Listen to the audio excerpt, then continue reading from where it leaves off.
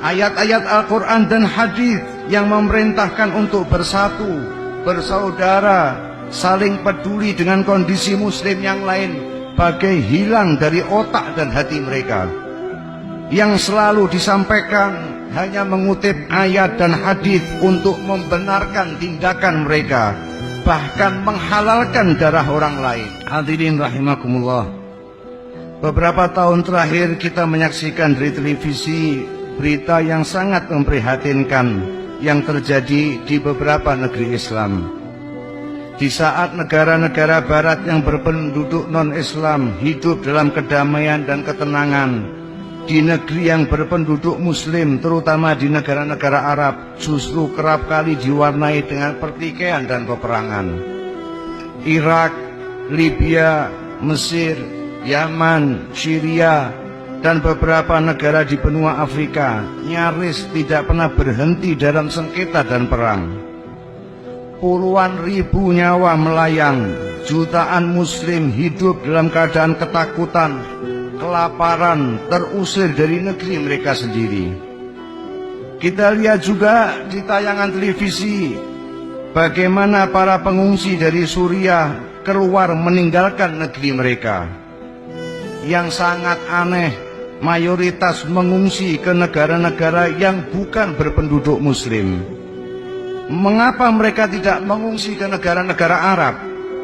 Padahal Saudi Arabia, Yordania, negara-negara Teluk seperti Kuwait, Abu Dhabi, Oman, dan lain-lain lebih dekat, sama dalam bangsa, sama bahasanya, sama agamanya. Tetapi mengapa mereka para pengungsi memilih negeri yang jauh, yang berbeda dalam bangsa, berbeda bahasa, berbeda agamanya? Adakah negara Arab sesama muslim yang prihatin dan mau menerima saudara-saudaranya pengungsi ini? Mengapa justru orang kafir yang bersedia menerima pengungsi Syria? Inilah potret dunia Islam secara umum, di mana para penguasanya bertindak dan mengambil kebijakan hanya untuk keselamatan kekuasaannya. Sedang para ulama bukan menyuarakan kebenaran dan mengingatkan, tetapi yang banyak hanya penjilat kepada penguasa. Ayat-ayat Al-Quran dan hadis yang memerintahkan untuk bersatu, bersaudara, saling peduli dengan kondisi muslim yang lain, bagai hilang dari otak dan hati mereka. Yang selalu disampaikan hanya mengutip ayat dan hadis untuk membenarkan tindakan mereka, bahkan menghalalkan darah orang lain.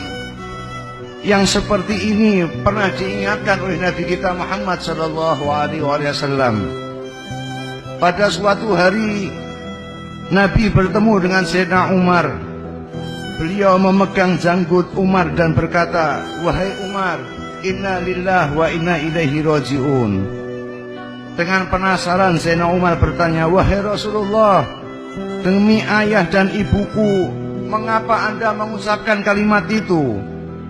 Nabi kita Muhammad SAW menjelaskan, "Baru saja Jibril mendatangiku dan berkata, 'Wahai Muhammad, inna lillahi wa inna ilaihi raji'un.